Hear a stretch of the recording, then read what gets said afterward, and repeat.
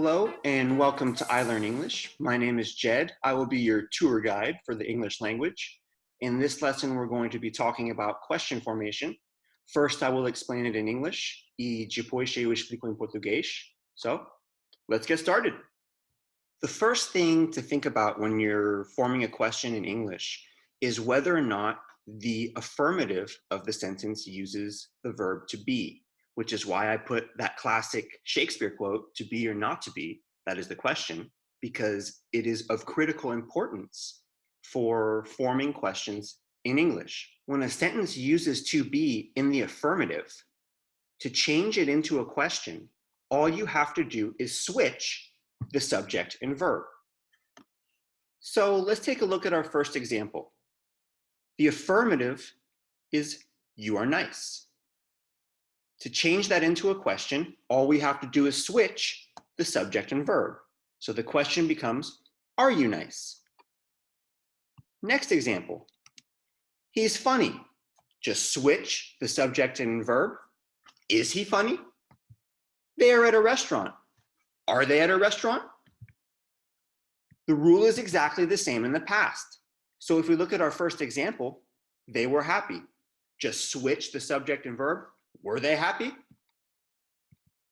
I was at school. Was I at school? He was a good student. Was he a good student? So the first thing to look at or identify is whether or not the sentence uses to be in its affirmative. If it does, all you have to do is swap the subject and verb. If an affirmative statement does not use to be, it uses one of the other thousands and thousands and thousands of verbs in English, then we need to add an auxiliary verb to it, much like we did when we talked about negative sentences in the previous lesson. And the most common auxiliary verb is to do. Let's take a look at some examples. So if an affirmative statement does not use to be, it uses one of the other thousands and thousands and thousands of verbs available in the English language, we need to add an auxiliary verb to make it a question, much like we did with negative questions in the previous lesson. And the most common auxiliary verb is do. Let's take a look at some examples. So let's take a look at the first example. They like ice cream. Okay, the affirmative, like, that's the main verb, not to be. So to turn it into a question, do they like ice cream? And the next example, she works a lot. We can see, okay, works, that's the main verb. She does she work a lot? Next example, he plays soccer. Okay, plays, that's the main verb. Okay, he does he play soccer?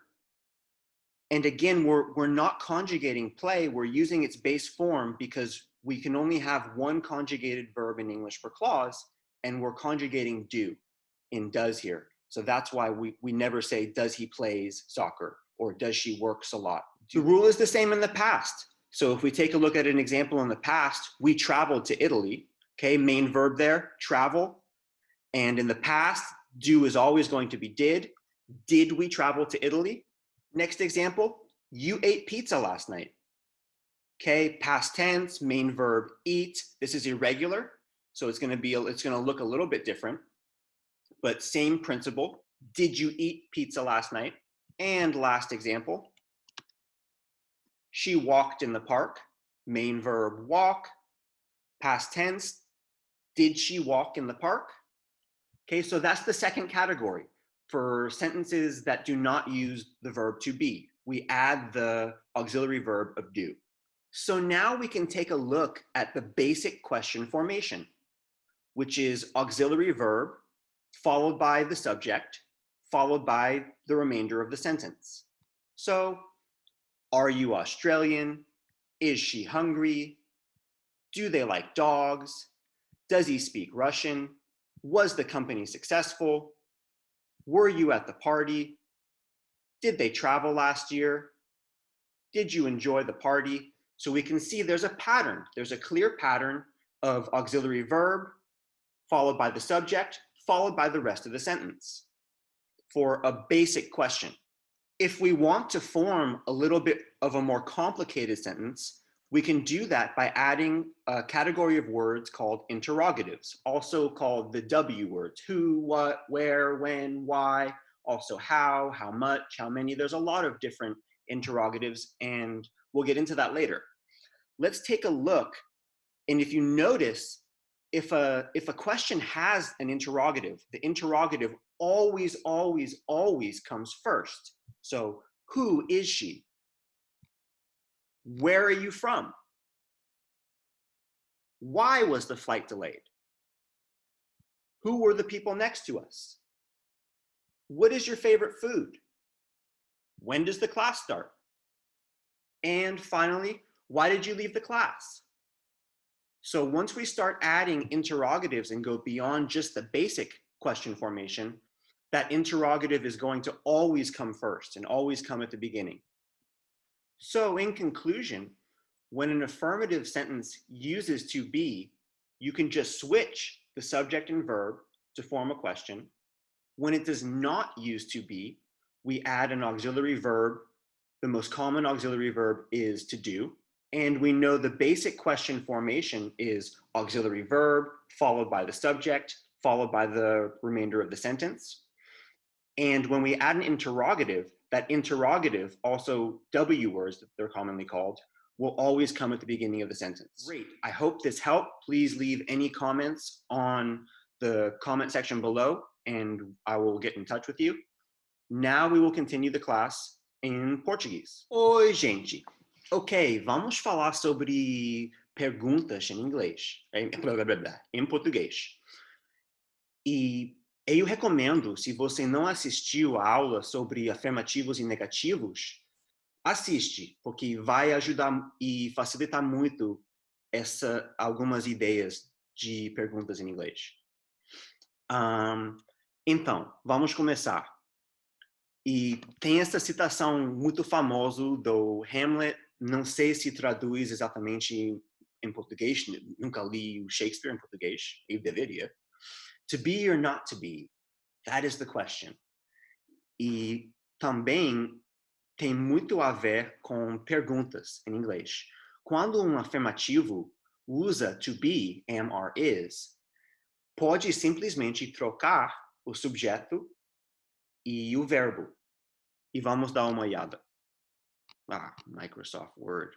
Que perrengue, cara. Ok. You are nice. Affirmative. Para trocar para uma pergunta, are you nice? Simplesmente isso. He is funny. Is he funny? They are at a restaurant. Are they at a restaurant? É igual no passado. Segue as mesmas regras. They were happy. Were they happy? I was at school. Was I at school? He was a good student. Was he a good student? Então, aqui é a primeira categoria. Frases e sentenças que usam to be. Quando não usa to be, vamos inserir esse auxiliary verb, igual como foi nos negativos. É por causa disso que eu recomendo que você assiste a aula de afirmativos e negativos antes que essa aula. Vamos dar uma olhada. Microsoft, você é tão chato, cara. Ok. They like ice cream. Para formar uma pergunta, você tem que inserir do no caso que faz sentido. I do, you do, he, she, it does, we do, they do. E também vamos usar o pronome e o base form do verbo principal.